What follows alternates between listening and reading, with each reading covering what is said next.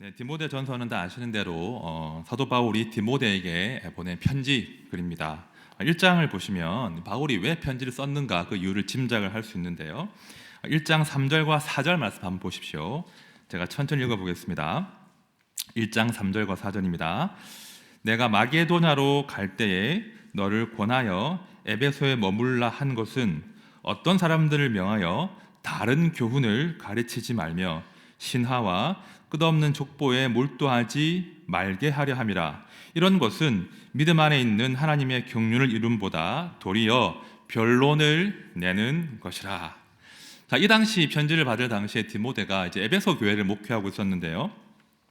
3절 4절을 보시면 뭔가 이 교회에 문제가 있음을 짐작할 수 있겠죠. 뭐 다른 교훈, 신하와 끝없는 족보, 변론 이런 단어들을 미뤄보건대 뭔가 교회 안에 분란이 있다 이런 짐작을 충분히 할 수 있습니다. 사실은요, 재밌는 것은 사도 바울이 수많은 서신서를 썼는데요, 모든 서신서가 공통적으로 다루고 있는 것이 교회의 문제입니다. 문제. 교회에 문제가 있고 그 문제에 대한 사도 바울의 권면, 경고, 책망 이런 것들이 모든 서신서에 담겨 있더라는 것입니다. 만약에 여러분 초대교회가 이제 막 생겨난 다음에 교회가 문제가 없었다면요, 아마 신약 성경의 목록은 달라졌을 겁니다. 굉장히 일단 얇아졌겠죠. 교회에 문제가 없었다면 아마 신약은 절반 정도 분량으로 줄었을 것이고 일독이 참 쉬웠겠죠. 하지만 불행하게도 교회는 그 출발부터 수많은 문제와 함께 성장한 그런 하나님의 공동체였습니다. 이런저런 갈등이 있고요, 문제가 많았고요. 그 덕분에 서신서가 기록되었고 그 덕분에 우리는 복음에 대해서, 교회에 대해서 더 선명한 지식과 지혜를 지금 소유하게 된 것입니다. 핵심은 교회는 문제와 싸우면서 더 단단해진 것이고, 문제가 있었기 때문에 예수 복음 또 십자가의 능력을 더 붙들고 성장한 것입니다. 이것이 교회 2000년 역사인 것이죠.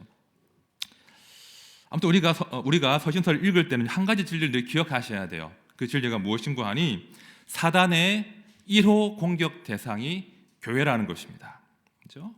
교회는 늘 사단의 이 다양한 양상의 공격들을 예상하셔야 되고 당연히 여겨야 되고 그 공격을 대비하는, 전투하는 공동체가 되어야 한다는 것입니다. 우리가 싸움을 할 때 어떻게 하면 이길 수 있습니까? 최소한 지금 내가 싸우는 중이라는 사실을 인식해야 된다는 거예요. 내가 지금 싸우고 있고 이렇게 펀치가 날아올 테니까 살짝 피하고 받아쳐야지, 이런 거 아니겠습니까? 싸워보셨죠? 싸우려면 지금 내가 싸우고 있고 이기려면 내가 살짝 피하고 다시 역습을 해야 돼. 이 정도는 알고 우리가 싸움에 임해야 된다는 것이죠. 오늘 저는 디모데 말씀 4장을 통해서 교회 안에서, 우리 안에서 늘 벌어지는, 동시에 어떤 교회도 결코 피할 수 없는 그 영적인 전투의 실체에 관한 말씀을 나누고자 합니다.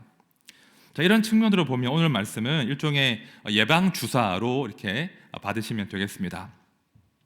자, 본문 보겠습니다.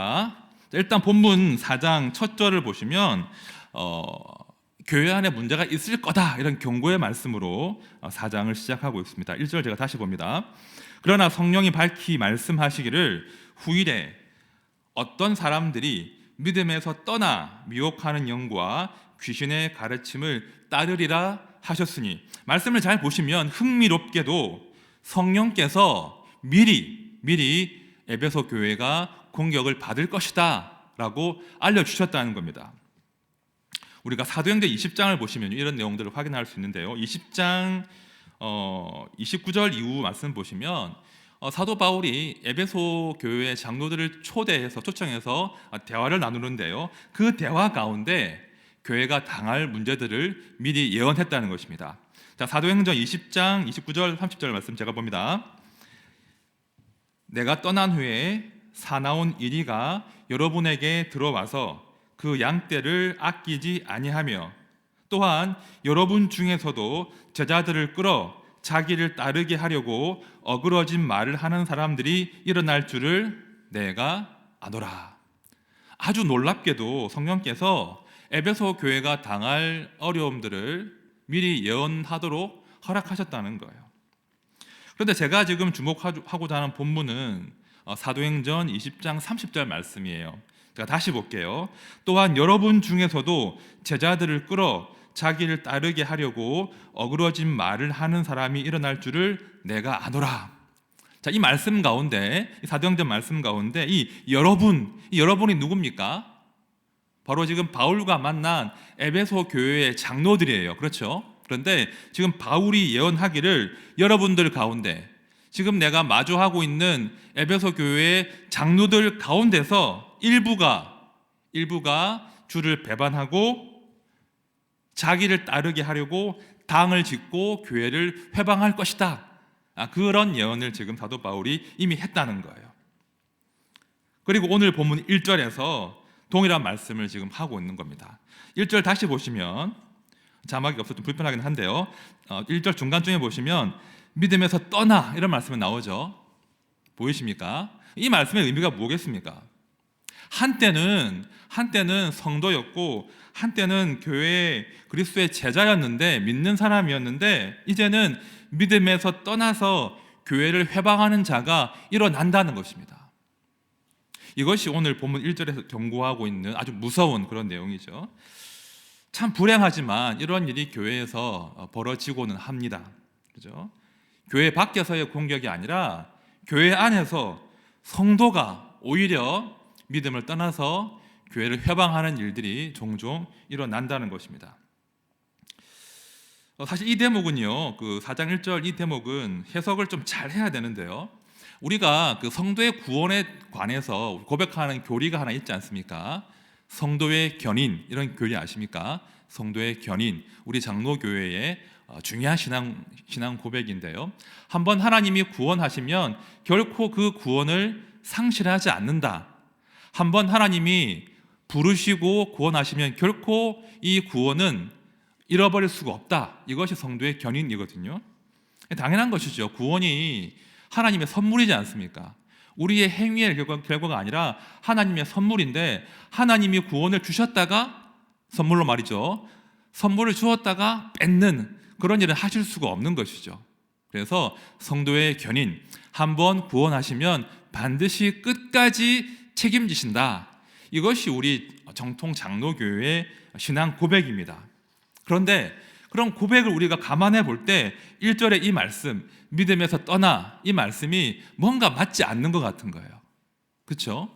1절 말씀에 따르면 마치 한번 구원받은 성도가 그 구원을 상실할 수 있는 것 같은 그런 뉘앙스가 지금 1절에 드러난다는 것이죠. 자, 어떻게 정리할 수 있겠습니까? 정말 우리가 구원받았는데 그 구원을 상실할 수 있다는 그런 의미겠습니까? 그렇지 않다는 거예요. 이렇게 해석할 수 있을 것 같아요. 자, 지금 1절에 등장하는 믿음에서 떠난 그 사람들은요, 사실은 겉으로 볼 때는 믿는 사람들이었으나, 겉으로 볼 때는 진짜 성도였으나 실상은 유사 성도였다는 거예요. 유사 성도.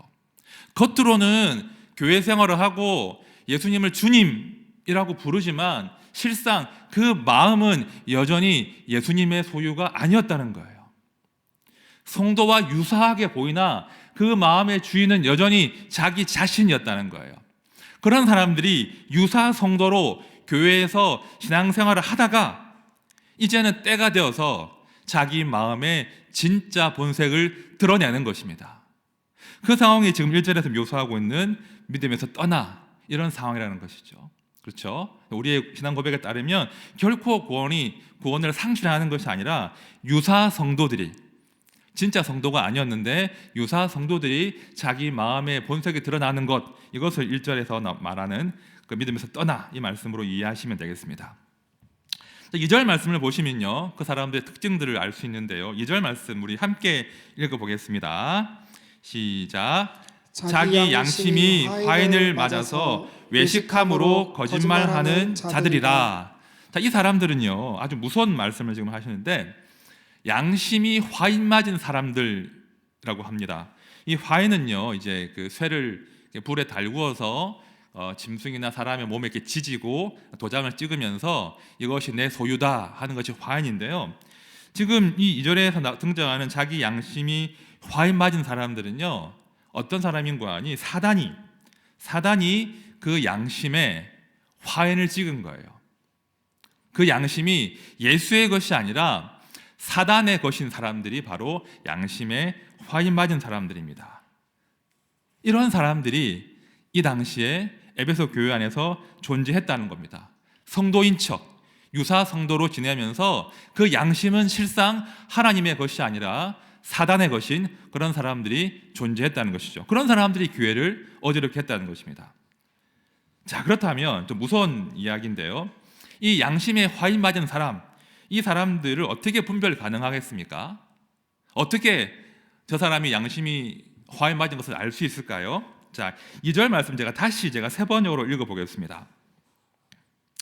그러한 교훈은 그 양심에 낙인이 찍힌 거짓말쟁이의 속임수에서 나오는 것입니다. 어려운 말씀인데요. 핵심은 거짓말쟁이의 속임수, 이 단어예요. 세 번역입니다.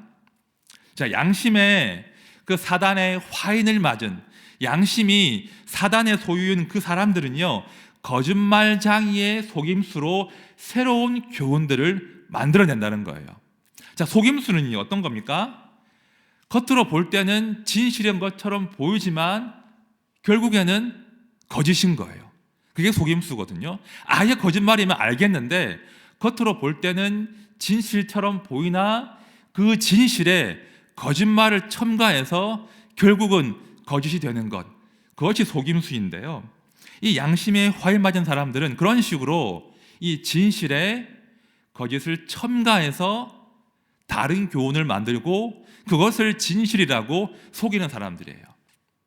속임수로 교회를 힘들게 하는 거죠. 더 쉽게 풀이하면, 더 자세히 풀이하면 예수님의 십자가와 복음도 이야기해요. 진실을 이야기해요. 하지만 그 예수님의 복음만으로는 충분하지 않다는 거예요. 예수의 복음도 물론 맞아. 예수님의 십자가 필요해. 하지만 그것만으로 충분하지 않고 이것도 더 필요하지 않을까? 이거는 좀 빼야 되지 않을까? 이렇게 말하는 사람들이 바로 양심에 화인 맞은 거짓말로 속임수를 일삼는 그런 사람들입니다. 진실에 물타기를 하는 거예요. 여러분, 진실 더하기 거짓은 진실이에요, 거짓이에요? 거짓입니다. 진실 빼기 진실은 뭘까요? 또한 거짓입니다. 그러니까 예수의 복음이라고 하는 진실이 견고하게 서 있어야 되는데 다른 첨가물을 더하거나 혹은 진실의 일부를 제거해버리면서 교묘하게 그 진실을 거짓으로 바꾸는 사람들이 바로 양심에 화인 맞은 사람들인 거죠. 어려운데요. 이제 3절 이하를 보시면 그들의 속임수의 실체를 알 수 있습니다. 자, 3절 상반절만 보십시오. 그들의 속임수의 실체가 무엇인가? 지금 두 가지가 드러나거든요. 3절 상반절입니다. 혼인을 금하고 어떤 음식물은 먹지 말라고 할 터이나. 자, 이 짧은 구절이 바로 그 양심에 화인 맞은 사람들이 복음에 첨가한 거짓입니다. 두 가지죠. 혼인을 금했다, 그리고 어떤 음식물을 금했다. 이 두 가지의 첨가물을 더한 거예요. 자, 먼저 혼인을 금했다. 이 말의 의미는요, 사실은 이런 주장들은 금욕주의, 그리고 대표적으로 영지주의자들의 주장이었습니다. 영지주의 처음 들어보시죠? 들어보셨습니까? 그죠? 그러니까 초대교회를 괴롭힌 대표적인 이단이 영지주의였습니다. 이 영지주의란 말의 뜻은요, 영적인 지식, 그러니까 다른 사람들은 소유하지 못한 영적인 지식을 우리가 소유하고 있어. 이 지식을 소유해야 우리가 구원을 받을 수 있어. 이건 비밀인데 우리만 알고 있는데 내가 알려줄게. 이것이 영지주의자들의 특징이었어요. 이 사람들은요, 당시 헬라 철학의 영향 때문에 어떤 주장을 했냐면, 이 영지주의자들이요, 물질이 악하다는 거예요. 그러니까 우리의 정신은 고귀하고 물질은 악하다는 거예요. 그래서 혼인을 금한 거예요. 그러니까 육체적인 쾌락 자체를 죄악시한 것이죠. 그래서 혼인을 금하고 금욕적인 생활을 살아야 돼. 이것이 영지주의자의 특징이었는데요. 이 사람들의 가장 황당한 주장은 예수님의 성육신과 예수님의 그 육체의 부활을 믿지 않았다는 거예요. 왜 믿지 않겠습니까? 육체가 악하니까요. 육체가 악한 것인데 어떻게 하늘의 하나님이 육체가 되실 수 있는가? 이런 주장을 한 것이고요. 육체가 악한데 왜 주님이 죽었다가 육체로 부활하시나? 그럴 리가 없다. 이런 주장을 한 사람들이 영주주의자예요. 이 사람들이 또 황당한 주장을 했는데요. 이 영주주의자들은 이런 주장도 했습니다. 가롯 유다야말로 예수님의 참 제자다. 그런 말을 했습니다. 왜 그럴까요? 가롯 유다가 한 일이 뭡니까? 예수님을 죽도록 한 거잖아요. 그렇죠? 이 가롯 유다가 비밀스러운 사명을 수행했는데 예수님을 죽음에 넘김으로써 예수님이 육체의 감옥에서 해방되도록 했다. 이런 주장한 거예요. 황당무계하죠. 그래서 우리가 알고 있는 유다서 말고요, 유다 복음서, 그러니까 가롯 유다 복음서라는 위경을 지어내서 이 가롯 유다야말로 예수님의 참 제자다. 이런 주장을 한 사람들이 바로 영주주의자예요. 아무튼 이 영주주의자들은 혼인을 금했어요.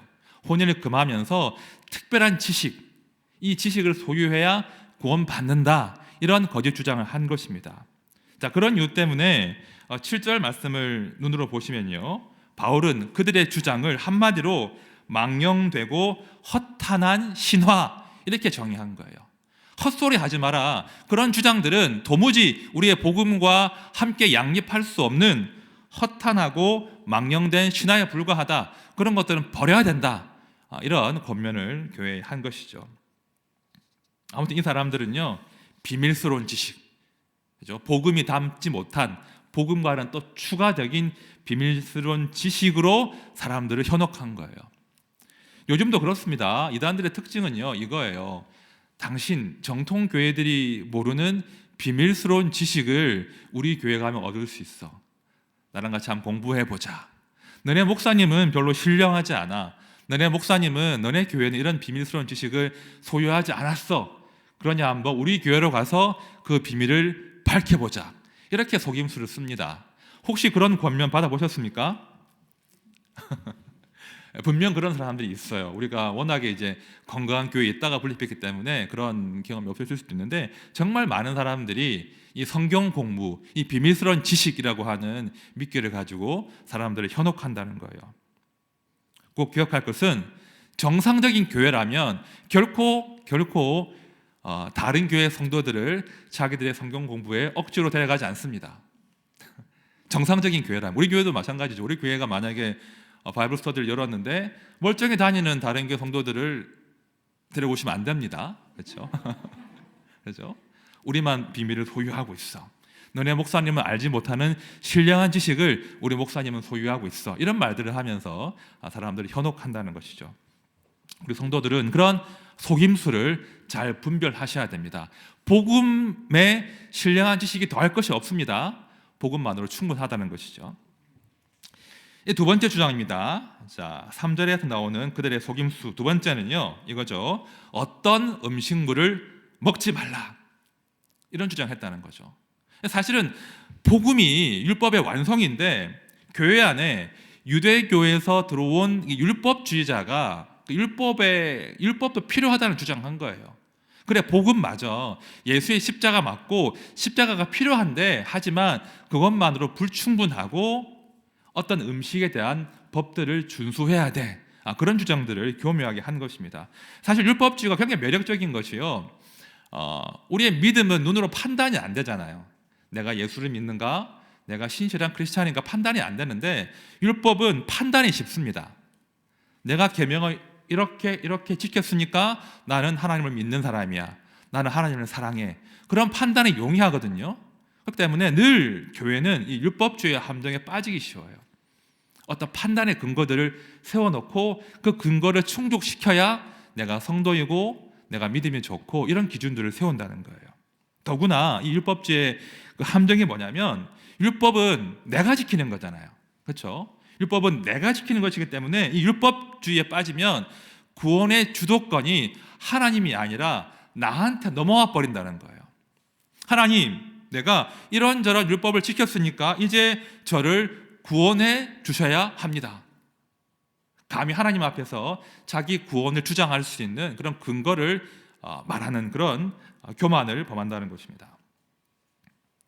이 교회에 이런 율법주의가 들어오면 굉장히 피곤합니다. 서로의 어떤 법들을, 그죠? 서로 상이한 법들을 제시하면서 비교하고 경쟁하고 누가 더 옳은가, 누가 더 의로운가, 그런 식의 권리 주장과 판단과 경쟁이 난무하면서 교회가 힘들어진다는 것이죠.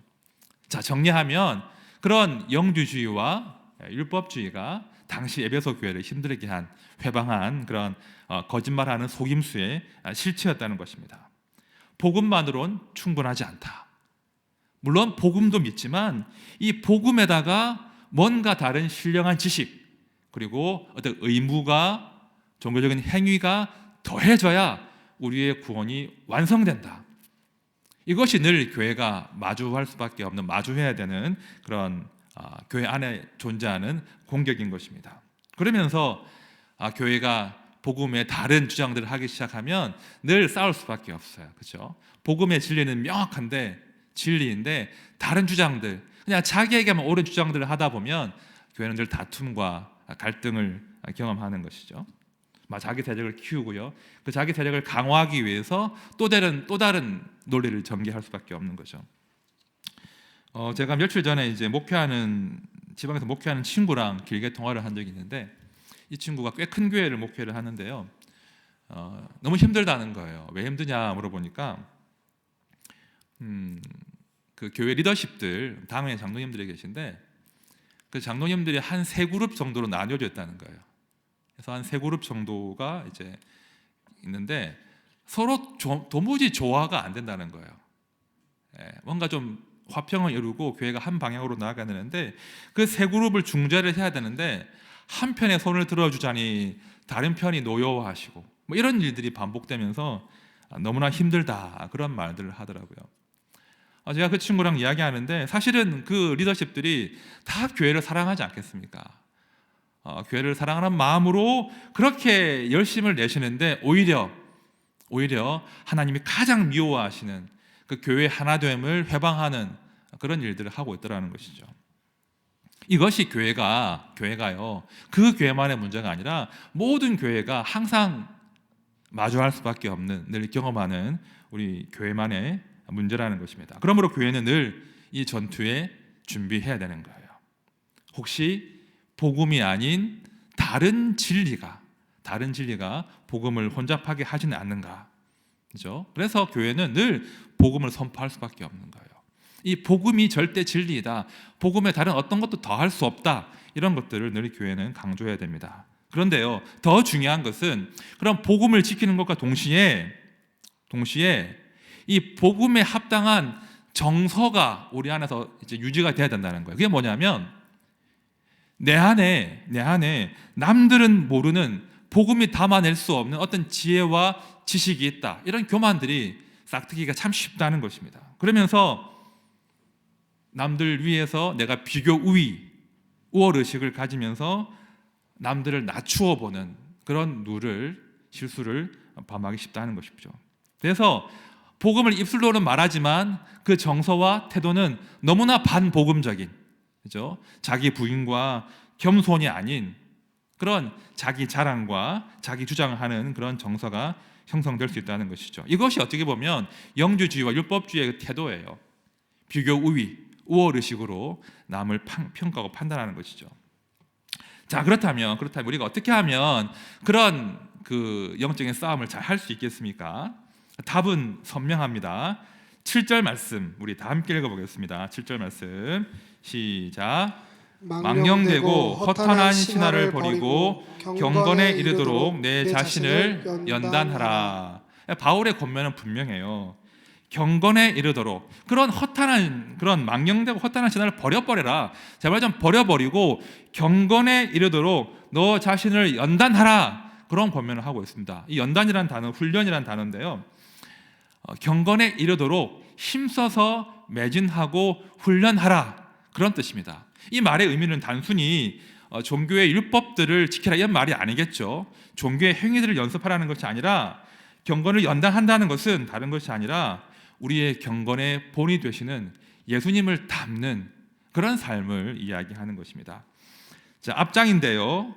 디모데전서 3장 16절에 보시면 이 경건의 비밀의 어떤 실체를 우리가 알 수 있습니다. 3장 16절 같이 읽어보겠습니다. 시작.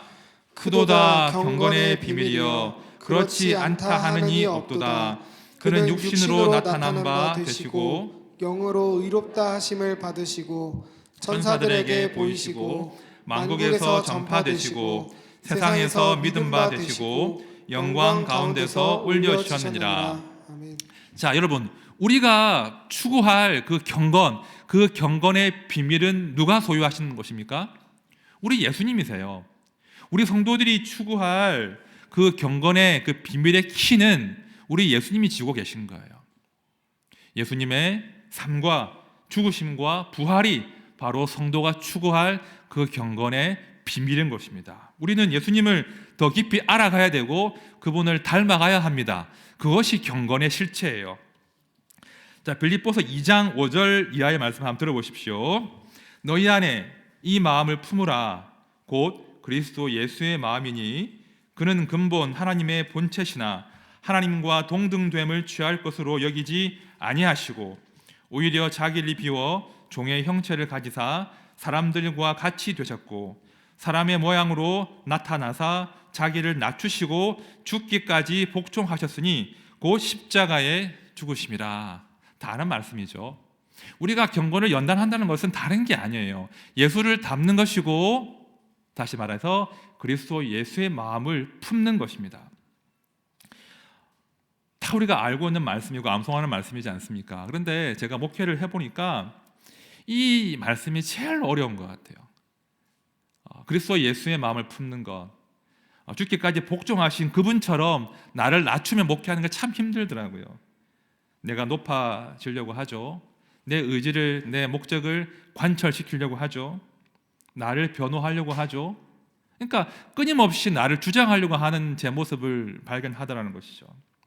그런데 그렇게 자기를 주장하는 목회자가 교회를 목회하면 그 교회가 평안하겠습니까? 그렇죠? 예수가 드러나야 되는데 목사이던 교회 리더이던 그 예수의 마음, 예수의 양심을 버리고 자기 주장을 하다 보면 그 교회는 결코 평안할 수가 없는 것이죠. 교회는요 일단은 이단과 싸워야 돼요. 맞죠? 분명 교회는 진리 아는 것들과 열심히 싸워야 됩니다. 그러나 우리가 싸워야 될 최고의 적은요 다른 어디에 있는 것이 아니라 우리 마음 안에 있다는 겁니다. 다시요, 우리가 이단과 싸워야 되지만 가장 우리를 힘들게 하는 가장 큰 대적, 가장 큰 유사복음은 우리의 마음 안에 있다는 거예요. 그리스도의 마음이 아니라 나를 높이려 하는 마음, 복음이 아니라 나의 지식과 행위와 지혜를 자랑하려고 하는 마음, 그리고 나는 적어도 저 사람보다는 낫다고 하는 그런 비교의식들, 특권의식, 이것이 가장 무서운 우리가 싸워야 할 우리 안에 적들이고 우리 싸움의 실체라는 것입니다.